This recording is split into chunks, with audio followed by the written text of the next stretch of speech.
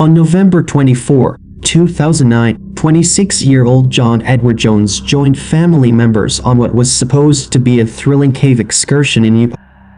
Their destination was Nutty Putty Cave, a location both famous and infamous for its narrow passages and soft limestone channels. Although John was no stranger to caving, nothing in his past prepared him for the nightmare he was about to endure. Nutty Putty Cave has a history of close calls and rescues, enough so that the authorities once closed it to the public. By 2009, it had reopened under new regulations. Any group wanting to enter had to apply 21 days in advance and include at least 2 experienced cavers. The family knew about these rules and respected them. They also knew the cave's reputation, particularly an area known as the Birth Canal, infamous for testing even the bravest explorers. In theory, if you navigate that space successfully, you emerge into a small room where you can turn around.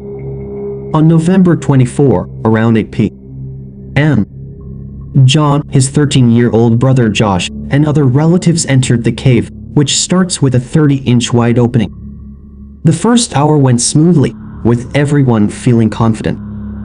At some point, John, Josh, and 2 friends checked a map and decided to tackle what they believed was the Birth Canal, located in the cave's deepest recesses.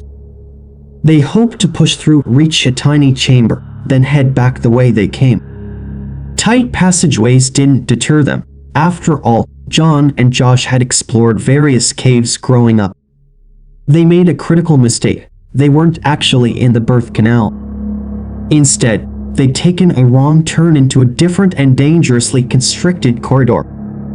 John proceeded about 15 feet, maneuvering his 6-foot, 200-pound frame around jutting rocks. He assumed the slight downward spiral was normal, expecting an open space just ahead. Unfortunately, each step took him deeper into a true dead end, one that would seal his fate. As he advanced, the tunnel narrowed until he could neither turn nor retreat. At that moment, John felt the floor drop away. He slid headfirst down a chute, yelling at Josh, "Don't follow me." One of his shoulders jammed into the rock, and his headlamp revealed an even tighter spot below. Desperate, he kept moving, convinced he'd find a place to pivot. Instead, the passage shrank to about 18 inches wide, flipping him nearly upside down. His legs became wedged at the narrow top, while his torso was twisted at an awkward angle, one arm pinned underneath him. Josh, caught in the spiral behind, managed to escape the same predicament. He crawled toward John's feet, trying to pull him up by the ankles. Each time he gained an inch, John slid back down. Realizing he was overwhelmed, Josh made the agonizing choice to leave John behind and summon help. John's greatest threat now was his inverted position.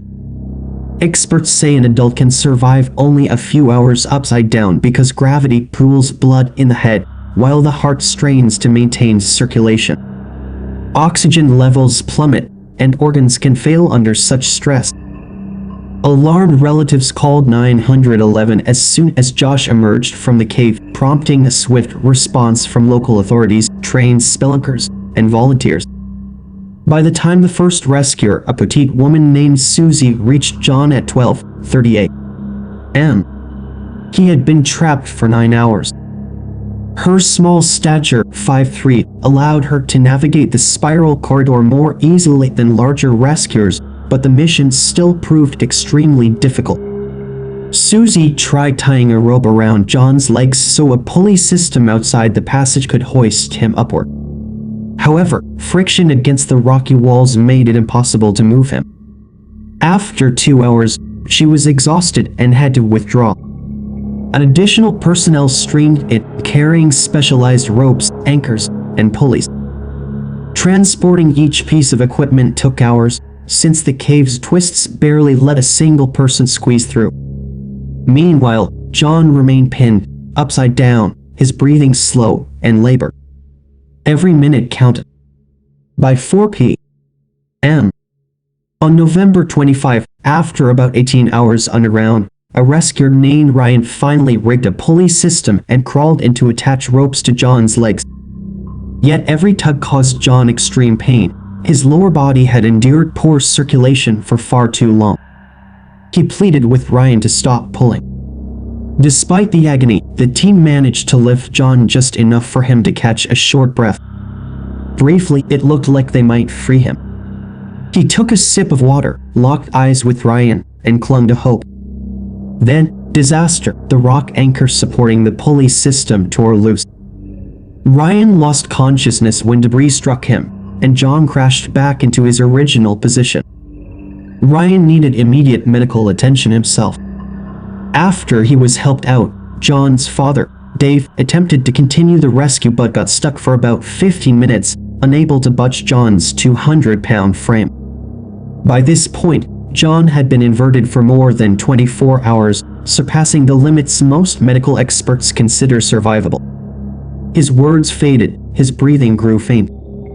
At around 11:56 p.m., a medic reached John again and found no vital signs. Over 120 rescuers had worked tirelessly in cramped, hazardous conditions. They tried their best, but gravity and the cave's unyielding walls had taken a grim toll. John Edward Jones was pronounced dead after 27 hours trapped upside down. With John's passing confirmed, officials debated whether to retrieve his remains. The cave's dangerously tight spiral posed too great a risk for yet another rescue attempt. A week later, they chose to seal Nutty Putty Cave with concrete, leaving John where he had perished. Some caving enthusiasts objected, believing more could be learned by further mapping or by improved rescue methods. Others, including local authorities, argued that no lesson justified risking another life. Friends and family were devastated, forced to accept that John's final resting place was now deep underground. Many rescue workers, some with decades of experience, described the operation as among the most difficult and emotionally draining of their careers. This story became a national headline, echoing older tragedies in which skilled explorers met similar fates beneath the Earth's surface. John's death sparked dialogue on caving practices. While Nutty Putty's regulations already required permits and experienced team members, the incident showed how a single mistake or slight miscalculation can lead to catastrophe. Even a large, motivated rescue team may be powerless against certain physical constraints, especially in places where tunnels narrow to an impassable pinch. Seasoned cavers note that claustrophobia is more than just fear, it can also impair judgment. John believed he was heading into the correct passage, unaware he'd chosen a route even narrower than the infamous birth canal. Unable to turn around, he had no choice but to keep going, placing himself in a lethal position. The heartbreak of this story sends a clear message: one's skill and confidence can't always overcome nature's hazards. John's family described him as a devoted husband, father, brother, and friend, someone who cherished time with loved ones and approached challenges with enthusiasm. His wife, Emily, was able to speak to him briefly during the rescue attempts, offering words of comfort and hope. In his final hours, John remained steadfast and cooperative, trusting that help would arrive in time. Although he did not survive, John's struggle resonates within the caving community. Many have reflected on the cave's closure, saying it spares future explorers from a potentially similar fate.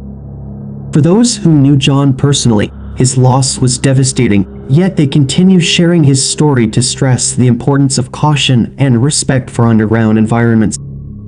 Caves, by their nature, invoke curiosity and wonder. They can offer surreal beauty, winding labyrinths, and hidden chambers. But as this tragedy demonstrates, such allure can mask unforgiving dangers. Loose rock, slick slopes, and sudden collapses can turn a joyful expedition into an irreversible ordeal. In cramped spaces where rescue requires hours of delicate maneuvering, the margin between life and death shrinks alarmingly. John Edward Jones's ordeal is sometimes compared to other famous caving tragedies, but each story has unique elements. In his case, it was an error in navigation followed by an inescapable inverted position. The details might be particular to Nutty Putty Cave, yet the moral applies to any subterranean journey. Thorough preparation, correct mapping, and respect for the cave's topography are vital. Even then, there are no guarantees when twisting corridors and gravity itself conspire against you.